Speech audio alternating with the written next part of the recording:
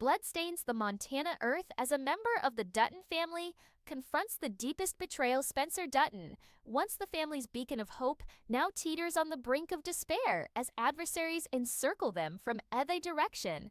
The startling events of this chapter will irrevocably reshape the future of the Yellowstone Ranch. As loyalties shatter and long-concealed truths are dragged into the stark daylight, the critical question is not merely who will endure, but what manner of beings will the survivors transform into the immense Montana landscape unfurled before them. A sea of grass, deceptively thoughtful. Under the dawn sun, Spencer Dutton stood on the main house porch, his face etched with the weariness of his protracted journey home. The conflict in his eyes had never truly faded, and now fresh battles loomed on the periphery. Behind him, Kira Dutton observed her nephew, a blend of pride and apprehension in her gaze. She had long anticipated this day, when their enemies would cease lurking in the shadows. "They are approaching," Spencer stated, without turning his head. Donald Whitfield's associates were seen near the northern boundary. Kira advanced, her stance unyielding with a resolve that defied her age. "Let them approach. This land has weathered far worse than Donald Whitfield and his ilk," yet both understood these words were more hopeful than factual. The Duttons had contended with cattle rustlers, territorial disputes, and the brutal Montana winters, but never an adversary with such substantial wealth and influential allies. Whitfield had mobilized not only gunmen, but also lawyers and politicians to his cause. The snare was constricting around the Yellowstone within Jack and Elizabeth readied themselves for what might be their final tranquil breakfast together. Recent marriage, full of promise, now seemed fated to be tested by immense hardship. Elizabeth's hand quivered slightly as she poured coffee, her pregnancy just visible enough to remind all of the true stakes. "The continuation of the Dutton lineage, my father would have known the right course," murmured, gazing into his cup as if seeking answers. "Your father is not here," Jacob's gruff voice interjected from the doorway. Though still frail from his injuries, the family patriarch retained his commanding aura. "But I am, and so is Spencer. The individuals who attempted to kill me are about to discover what occurs when you injure a Dutton, but fail to complete the task." Across town, Banner Crichton sat opposite Donald Whitfield in the lavish office of Whitfield's newly erected mansion. The Scottish shepherd had risen far from his modest origins, but the price had been his integrity. Compromise. Each act of treachery had appeared minor at the time, but now they constituted a chain binding him to Whitfield's agenda. "The Duttons suspect nothing," Banner reassured his patron, though a flicker of doubt crossed his face. "Spencer's return has instilled a false sense of security in them. Believe he will be their savior." Whitfield smirked coldly, swirling the amber liquid in his crystal glass, "and instead he will be their undoing." "You have performed admirably, Mr. Crichton. Your connection with the widow has proven most enlightening." Banner's expression darkened at the mention of his involvement with Emma, Jacob's former ally's widow. What started as mutual solace had evolved into something more profound, something unforeseen, and now Whitfield exploited it as another tool against the Duttons. Meanwhile, on the reservation, Tiona Rainwater persisted in her desperate escape from authorities. The young native woman had become a symbol of defiance against the government's harsh assimilation tactics. Her grandfather walks alone, scanned the horizon with increasing alarm. The spirits had forewarned him of impending darkness, not solely for his people, but for all inhabitants of the land. "The white man's conflict is spreading," he informed Tiona, as they huddled by a small fire. "When Dutton fights Dutton, only the land truly suffers." Back at the ranch, Spencer found a private moment with Alexandra, his wife, who had traversed oceans to be with him. Their reunion had been bittersweet, shadowed by the perils that enveloped them. "I did not bring you back from Africa for this," Spencer said, his voice laden with regret. Alexandra cupped his face in her hands. Her aristocratic upbringing, yielding to a newly discovered fortitude. You did not bring me anywhere, Spencer Dutton. I chose to follow you to the ends of the earth, if need be. Little did she realize how prophetic those words would become, or how severely they would be tested before another Montana day concluded as the Dutton family convened for what would be their final interlude of peace. None could have foreseen the betrayal already in motion, a betrayal that would originate not from an external foe, but from within their own ranks. That afternoon, the judge made no attempt to deny it. The world is in flux. Sheriff Montana is no longer untamed territory. A new order is emerging, and the Duttons are on the wrong side of advancement. Advancement, McDowell retorted. Is that what we are calling deceit now? But the sheriff recognized his limited options. He could alert Jacob, but that would render him an outlaw as well. The weight of his badge had never felt more oppressive. As he reluctantly folded the warrants and secured them in his pocket, back at the ranch, Zane Davis, the devoted foreman, had assembled the cowboys in the bunkhouse. These men had fought alongside the Duttons through blizzards and range conflicts, but now apprehension rippled through their ranks. Whispers of Whitfield's hired guns professional assassin from Chicago and New York had reached even these seasoned cowboys. I will not deceive you, boys, Zane stated, his dark face grave in the dim illumination. What is approaching is unlike anything we have encountered before. Any man who wishes to depart now may do so without shame. Not one cowboy stood. Their allegiance was not merely to a wage, but to the Dutton name, and all it embodied. They would hold their ground, even if it signified their final stand in the main house. Jacob and Kara pored over maps of the estate, identifying vulnerabilities and strategizing defenses. Decades of marriage molded them into a formidable duo, each anticipating the other's thoughts. We should relocate the women and children to Bozeman, Jacob proposed, though he already sensed Kara's reply. This is their home too, she retorted firmly, and I will be damned if I leave you to confront this by yourself. Her spirit flared in her eyes, reminding Jacob why he had fallen in love with her all those years prior. Meanwhile, Spencer and Jack patrolled the property's perimeter, the uncle instructing his nephew in the nuances of defending the expansive ranch. Their bond had evolved from simple familial ties, something akin to brothers in arms, forged by the understanding that each might soon rely on the other for survival. If it comes to that, Spencer said grimly, ensure Elizabeth and your grandmother reach safety. The ranch can be reconstructed, family cannot. Jack nodded, though defiance flickered in youthful eyes. And leave you and grandfather to fight alone. That is not the Dutton way. Spencer gazed across the land that had molded his family for generations. Sometimes survival is the Dutton way. Jack, your child will require a father. More than this ranch will require another martyr. Unbeknownst to them, the initial betrayal was already taking place in the small cabin where Whitfield had positioned his informant. A telephone call conveyed critical information to the enemy, details of the Duttons' defenses, the number of men, their armaments, all flowed into Whitfield's eager ears at the Lives Association offices. Banner Crichton finalized his preparations. The ledgers had been meticulously altered, depicting the Duttons stealing from the very ranchers. They professed to safeguard it. It would not withstand thorough scrutiny. But it did not need to, just long enough for Whitfield to execute his plan. Emma entered the office, her eyes instantly discerning the altered atmosphere. Banner, what is occurring? He could not meet her gaze. Nothing, my dear. Just getting ready for the monthly assembly. But Emma was not easily deceived. She had been married to a rancher long enough to detect trouble. You've been different since your meetings with Whitfield. Whatever he has offered you, Banner, it is not worth your soul. Banner finally looked at her, torment evident in his expression. It is too late for that, Emma. Some decisions cannot be undone. As Emma recoiled from the implication of his words, Banner made a choice that would ultimately determine his fate.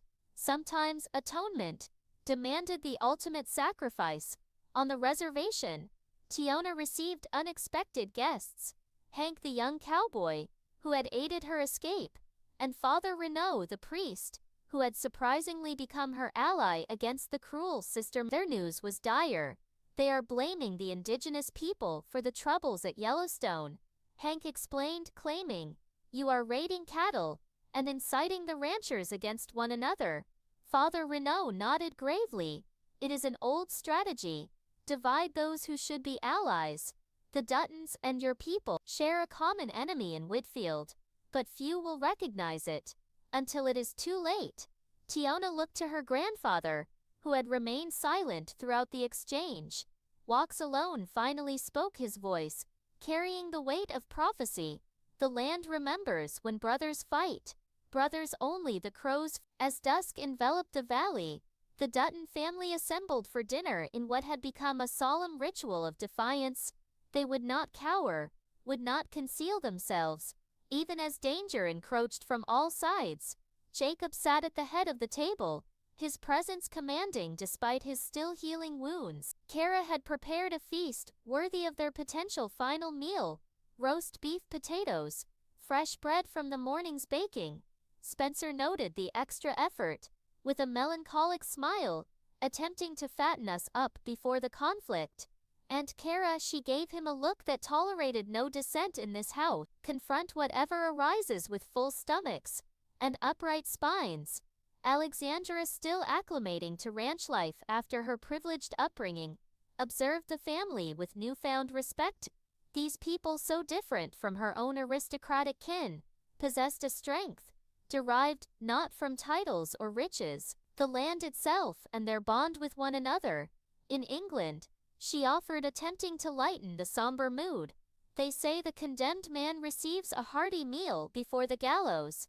Jacob chuckled darkly. "Well, Mrs. Dutton, I have been condemned before." It did not take the first time the conversation shifted to strategies and contingencies. Each family member assigned roles in the impending conflict. Elizabeth, despite her pregnancy, insisted on being useful. "I can shoot as proficiently as any man," she reminded them, her delicate features hardened with resolve.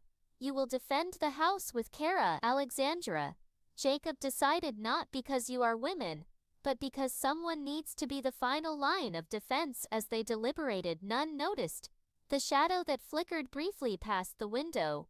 One of Whitfield's scouts recording the family's movements.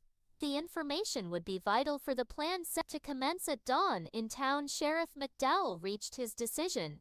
Law and conscience warred within him until his duty to justice superseded his duty to the letter of the law. He mounted his horse and rode for Yellowstone, the warrants feeling like burning coals in his pocket. If Jacob was to be arrested, he merited a warning and an opportunity to contest these charges properly. Meanwhile, Banner Crichton confronted his own moment of reckoning. Emma had uncovered more of his deceit, specifically his involvement in the ambush that had nearly cost Jacob his life months earlier. "You," she whispered, horror and revulsion warring in her expression. "You assisted them in their attempt to murder Jacob, a man who, whatever his flaws, represented something in this valley." Banner's justifications died on his lips. The path that had seemed so straightforward, revenge against the Duttons for hanging his men, advancement through Whitfield's patronage, now revealed itself as a road to damnation. "I cannot undo what has been done," he conceded, "but perhaps I can still prevent what is to come." With that resolution, Banner saddled his swiftest horse. The journey to Yellowstone would be perilous. He was likely to be shot on sight by any Dutton loyalist. But some warnings could only be delivered in person. At the northern edge of the property, Zane Davis and his cowboys intercepted a group of men attempting to cross Dutton land. These were not Whitfield's hired guns, but rather representatives from the neighboring tribes led by a stoic warrior named Two Bears. "We bring a warning," Two Bears announced, making no move toward the weapons at his belt, despite the rifles aimed at him. "The white man Whitfield has hired ghost dancers to curse your land." The cowboys exchanged skeptical glances. But Zane knew better than to dismiss such warnings outright. What kind of curse? A blood curse? Two Bears replied grimly. They sacrifice cattle at your boundaries. Poison the soil, but worse, they spread lies among our young men, telling them the Duttons despise the native people, that they intend to drive us from even the meager land we still possess. Zane understood the tactic immediately. They are attempting to incite a war between us, make it appear as though the tribes are raiding Yellowstone. Two Bears nodded. My people have no dispute with Kara Dutton or her family. Jacob has been equitable when others were not. But the young ones, they hear whispers of vengeance, of reclaiming what was taken. Ride with me to the main house. Zane decided the Duttons need to hear this. Directly as they departed, neither noticed the figure observing from the tree line, one of Whitfield's men, reporting back that the Duttons were now consort with savages. Another piece of the fabricated narrative, solidifying. Back at the main house, Spencer found himself unable to sleep. He stepped onto the porch, rifle in hand, and surveyed the darkness. Alexandra joined him a moment later, draping a blanket around both their shoulders against Montana night's chill. You should rest, he told her, though he knew the suggestion was pointless. So should you, she countered. Yet here we are. They stood in silence, drawing comfort from each other's presence. Spencer had faced death numerous times in the trenches of France, in the jaws of Africa's most formidable predators, but never had he felt such foreboding as he did now. Whatever occurs tomorrow, he began. But Alexandra silenced him with a finger to his lips. Do not, she whispered. No farewells. We found each other across an ocean. Spencer Dutton. No force on this earth will separate us now. As a cruel response to her declaration, a shot echoed from the darkness. Spencer instinctively pushed Alexandra down, shielding her with his body as bullets splintered the wood where they had stood moments before. The ranch erupted into activity, lights flickering on, shouts of alarm, the sound of weapons being readied. The initial skirmish of the war for Yellowstone had commenced sooner than anyone had foreseen. Dawn arrived over Yellowstone with an eerie stillness. The night's gunfire had ceased as mysteriously as it had begun. A probing assault, testing the ranch's defenses and reaction time. Jacob and Spencer utilized the brief lull to reinforce their positions, while Kara prepared medical provisions, her experience as a nurse during the Great War guiding her efficient actions. Sheriff McDowell arrived as the sun breached the eastern hills, his expression grave as he dismounted. Jacob met him, with suspicion evident in his posture. The two men had maintained an uneasy truce over the years, neither friends nor adversaries, but bound by a mutual respect for the old ways. Your solitary arrival tells me this is not official business, Jacob observed, keeping his hands visible but near his holster pistol. McDowell extracted the warrants from his coat. Official enough. Judge Morris signed these yesterday. Tax evasion, land fraud, even conspiracy charges.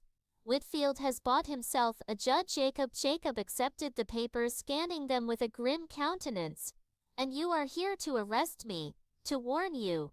McDowell corrected. These charges will not hold if you can reach Helena. Speak to the governor directly. But Whitfield does not intend for you to make that journey inside the house. The unexpected arrival of Zane with two bears created momentary bewilderment. Kara, ever the diplomat, welcomed the tribal representative with respect while preserving a cautious demeanor. The history between white settlers and indigenous peoples in Montana was intricate, marked by both cooperation and conflict. Your husband has always traded fairly with my people, two bears informed Kara. We have not forgot this, even as others attempt to poison the well between us. Kara listened intently as he elucidated the situation. Whitfield's men spreading rumors among the tribes, attempting to provoke attacks on Dutton cattle. It aligned perfectly with what Spencer had suspected, a coordinated endeavor to destabilize the ranch from multiple directions. If they can make it appear that you are at war with the tribes, Zane added, the federal government will have grounds to intervene, and guess who will be waiting to acquire the land? Once it has been pacified, Whitfield's Kara concluded the pieces falling into place, orchestrating a range war to devalue our land and compel a sale. While this council of war proceeded, Jack and Elizabeth made a troubling discovery in one of the outbuildings, concealed beneath hay bales.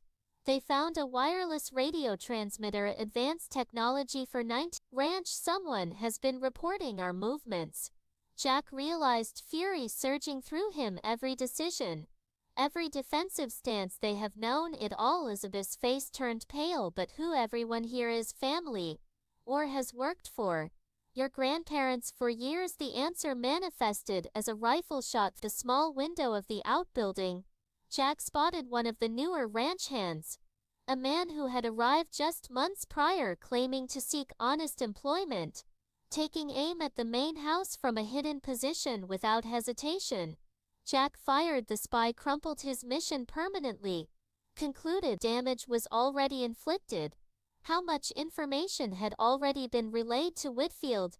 How compromised were their defenses? Meanwhile, Spencer led a small contingent of cowboys to inspect the northern pastures, where their prime breeding stock was kept. They encountered carnage. Cattle slaughtered not for sustenance, but for spectacle, their bodies arranged in symbols Spencer recognized from his time in Africa. Blood magic. He muttered, dismounting to scrutinize the grisly scene. Someone is attempting to curse the land. One of the younger cowboys crossed himself. My grandmother was Crow. She would say, "This place is bad medicine now." Spencer's expression hardened. The only bad medicine is lead poisoning, which is precisely what Whitfield's men will receive if they are still present. As if summoned by his words, gunfire erupted from the tree line. Spencer and his men dove for cover, returning fire. They retreated toward more defensible terrain. One cowboy fell instantly, a bullet finding his heart. Another sustained a grazing wound to the arm but continued shooting, his loyalty to the Duttons overriding his pain. Spencer moved with the practiced precision of a combat veteran, each shot deliberate and effective. 3 of Whitfield's gunmen dropped before the assailants, finally withdrew, leaving an uneasy silence, broken only by the groans of the wounded back at the ranch house. The most devastating betrayal was yet to unfold as Jacob prepared to ride for Helena with Sheriff McDowell's disturbance at the gate captured everyone's attention. Banner Crichton, riding hard and alone, had arrived at Yellowstone sane, and several cowboys immediately raised their rifles. But Jacob waved them down. Let him approach any man riding alone into what he knows is hostile territory, significant news, or possesses a death wish. Banner dismounted slowly, his hands raised to indicate he carried no weapons. The once proud Scottish shepherd appeared diminished somehow, the weight of his choices etched on his haggard face. "You have 30 seconds to explain why I should not put a bullet in you right now," Jacob stated coldly, vividly recalling that Banner had been among those who had ambushed him months prior. "Whitfield knows your every move," Banner began without preamble. "He has an informant in your inner circle, someone you trust implicitly. They have been feeding him information months." Jacob's eyes narrowed. "And how would you know this?" "Because I have been in his confidence." Banner admitted, "I sought revenge after you hanged my men, but what Whitfield plans extends beyond revenge into something monstrous. He does not merely want your land, Dutton, he wants to obliterate family from history." Before Jacob could respond, Emma appeared from behind Banner, having followed him to Yellowstone, despite his attempts to leave her behind. Her expression was a mixture of fury and despair as she confronted Jacob. "He is telling the truth," she confirmed. "Whitfield has orchestrated everything, the tax charges, the tribal tensions, even the attacks on your cattle, and he has received assistance from within your family." A cold dread enveloped the assembly. Jacob looked to Kara, whose face had turned ashen. Spencer tightened his grip on his rifle, scanning the faces around him, protectively closer to Elizabeth, who Jacob demanded, "Who among us would betray Yellowstone?" The answer came not from Banner or Emma, but from a source far more shocking, a member of the Dutton household who stepped forward, their face a mask of conflicted emotions. I did, they confessed, their voice audible. I have been communicating with Whitfield. The stunned silence that followed this confession seemed to stretch into an eternity. Spencer's face shifted from disbelief to utter devastation, the betrayal cutting deeper than any physical wound he had ever endured. The person he trusted implicitly. The single word escaped Spencer's lips, like a dying man's last plea. Their composure cracked slightly, tears welling in their eyes. My own family was facing ruin. Whitfield offered a way out, a restoration of everything lost, if I helped him gain control of Yellowstone. So our connection was alive. Spencer realized the cherished memories now poisoned with suspicion. Was any of it genuine? All of it? The informant insisted, taking a hesitant step forward only to halt as several rifles aimed in their direction. My feelings for this family became real. That was not part of the arrangement. I supposed to gather information, but then I truly began to care. Jacob's voice sliced through the emotional turmoil like a steel blade. Yet you continued to betray us even after becoming one of us. The informant nodded, unable to refute the truth. Whitfield held leverage threats against my original family if I ceased cooperation, and a foolish part of me still hoped I could somehow protect everyone while fulfilling my obligation. Family loyalties had been weaponized, undermining them all from within. Kara, whose intuition about this individual had always been wary, stepped forward. Her expression conveyed not just anger, but a profound disappointment that seemed to affect the traitor more deeply than overt rage would have. Every defense, every plan. Jacob processed this information with the tactical insight that had kept him alive through decades of Montana's harshest trials. McDowell, you must ride Helena immediately. You are of no use to us, arrested or dead. The sheriff nodded grimly. I will speak to the governor directly, but it will require time. You need to hold out for at least 2 days. As the sheriff departed, Jacob turned his attention back to the traitor. The decision of what to do with them weighed heavily on him. In earlier times, frontier justice would have been swift and definitive, but the modern world had muddled such straightforward solutions, confined them in the root cellar. He finally ordered, we will determine their fate after we deal with Whitfield. Spencer, finding his voice again, objected. No, I will watch them. They are still under my purview. Jacob studied his nephew, searching for indications that emotion might cloud his judgment. Finding only steely resolve, he nodded. Your responsibility, then, but if they make one suspicious move, I understand. Spencer interjected, unable to bear hearing the threat voiced aloud. With the immediate crisis of the betrayal addressed, the family refocused on their defensive preparations with renewed urgency. Banner and Emma, though still regarded with suspicion, provided invaluable intelligence regarding Whitfield's battle strategies.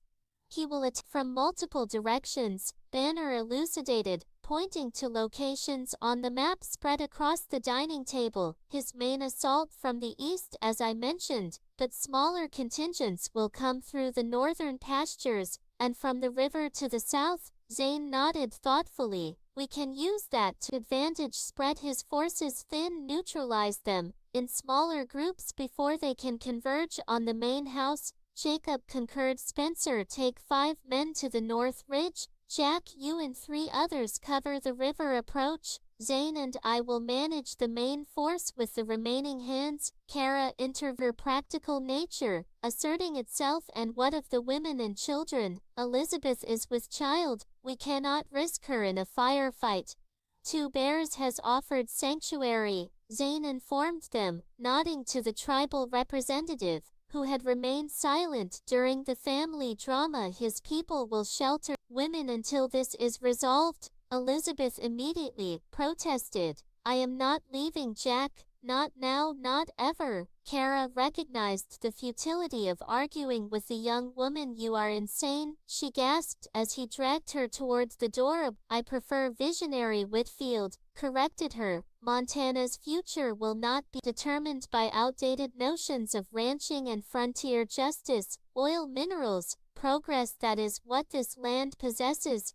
The Duttons are merely obstructing history." At the river approach, Jack and his small team engaged another group of Whitfield's men who had attempted to cross at a shallow ford. Exchange of gunfire was fierce but brief, with two of Whitfield's men falling dead in the water, while a third clutched a wounded arm as he retreated. "They will attempt it again," Jack told his companions, "but they will be more cautious now inside the storm cellar." Kara and Elizabeth listened to distant sounds of battle, each woman silently praying for the men they loved. Elizabeth cradled her pregnant belly protectively, while Kara methodically checked and rechecked their medical supplies. If and when the wounded began arriving, they would need to be prepared. "Do you believe we can?" Elizabeth asked, her youth showing through her usual confidence. Kara met the younger woman's gaze steadily. "Duttons do not think about winning or losing, my dear. We think about enduring, and endure we shall regardless of what comes at the northern pasture." Spencer's patience was rewarded. Whitfield's men, advancing to what they believed was an understaffed position,